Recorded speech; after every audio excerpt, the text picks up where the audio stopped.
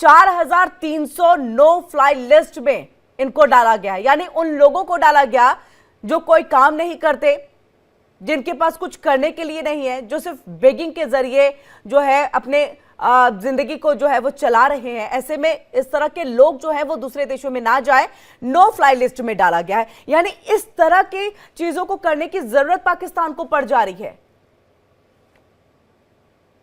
नहीं OP Tiwari sir, आपको हाँ जी आ रही है आवाज। पाकिस्तान इमिग्रेंट्स हैं जो सऊदी अरेबिया, ओमान में है या कुवैत में, तीनों जगह में सबसे ज्यादा है। देखिए सऊदी अरेबिया में करीब 30 लाख है, ओमान में करीब 16 लाख है, कुवैत में बहुत 3 to 4 लाख है। ये जो इमिग्रेंट्स जो गए हैं तो इस किस तरह पे आती है, दे गो एज ए लेबर और स्किल्ड होने के लिए। लेकिन यहाँ पर शिक्षा की इतनी कमी है कि इनकी जो शिक्षा है, जैसे दत्ता साहब बता रहे थे, कोई शिक्षा नहीं है ना कोई स्किल है।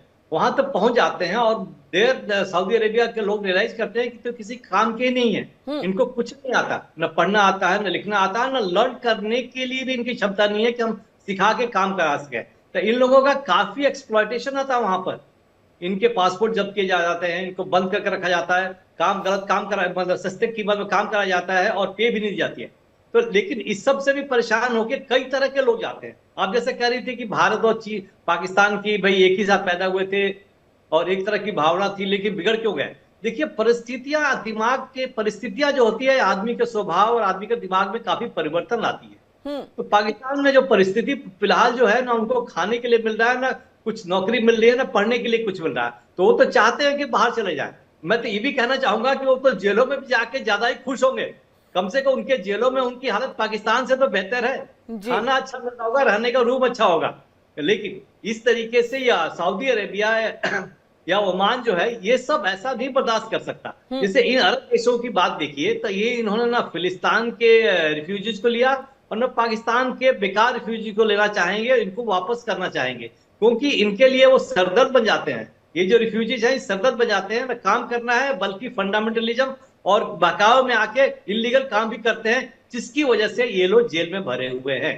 तो पाकिस्तान को तो ये स्टैंड लेना ही पड़ेगा कि आउट ऑफ 30 लाख में 10,000 जेल में है, मींस 0.3% जो इमिग्रेंट्स है जो सऊदी अरेबिया में है वो जेल में है फिलहाल। सिमिलरली ओमान में भी आप दिखा रहे थे कि 6,000 है, 16 लाख में 6,000 सिमिलर परसेंटेज। तो इनको काम नहीं करना बल्कि वो जेल में चले जा रहे हैं। तो पाकिस्तान की तो बदनामी हो रही है, बिकॉज प्रेशर सऊदी अरेबिया से, ओमान से और देशों से डेफिनेटली आएगा। तो इसमें इनकी जो रूल्स है कंट्रीज के, they have to be very strict now to take this people. ये नहीं कि एक थोक में हम लेबर्स लेके आए, 50 लेके आ गए बिना चेक किए। तो they have to make it their immigration rules very strict, तभी जाके सऊदी अरेबिया, ओमान में कोई शांति आएगी।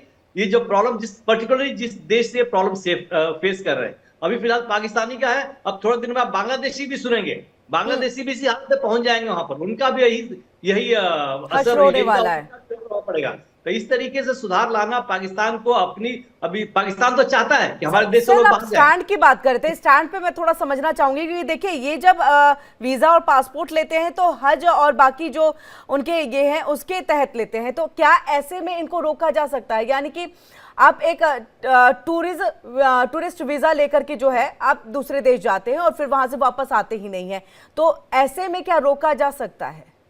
देखिए ये तो भाई देश को अपने नियम एंड कानून उतने इन्फोर्स करने पड़ेंगे, ढंग से करने पड़ेंगे ताकि ना आ पाए। ये लॉट ज्यादा नहीं है एक कंट्री डिफाइन करनी, और बहुत बड़ी कंट्री भी नहीं है, वो इनमें आसानी से रोका जा सकता है।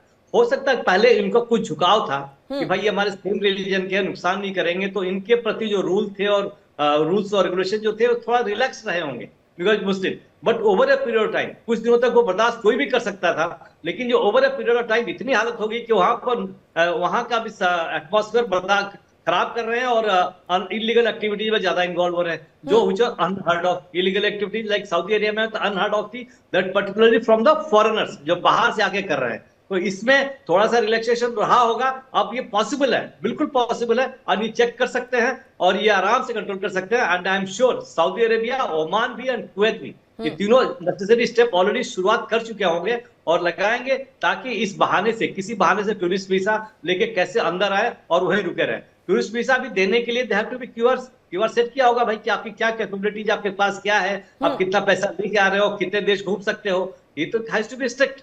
अब खाली Mecca Medina tourism religious visa के लिए भी they have to apply this rules.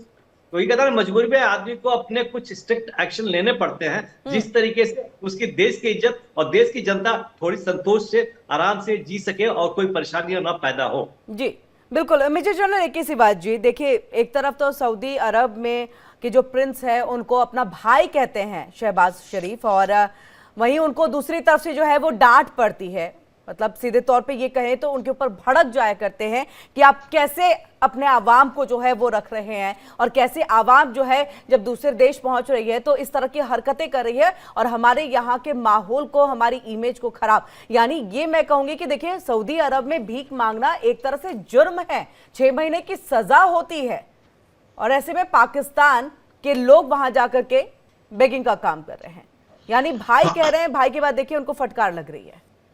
हाँ बिल्कुल, देखो किरण एक चीज समझनी पड़ेगी, अब ये ओआईसी के मेंबर हैं, मुस्लिम कंट्रीज हैं, अब वो सोचते थे कि शायद सऊदी अरेबिया, यूएई, ओमान और ये जॉर्डन वगैरह, ये जितने भी देश हैं, कुवैत, ये पाकिस्तान को फेवर करेंगे, पाकिस्तान को बुलाएंगे, पाकिस्तान की गलतियां माफ करेंगे।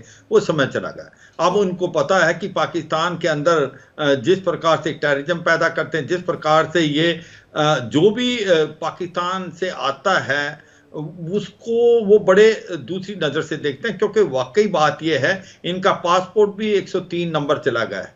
अब होता क्या है कि जब ये अंदर चले जाते हैं, पहली बात तो ये वोकेशन ट्रेनिंग तो करके नहीं आए, ये कुछ काम कर ही नहीं सकते। दूसरा ना ये करने की कोशिश करते हैं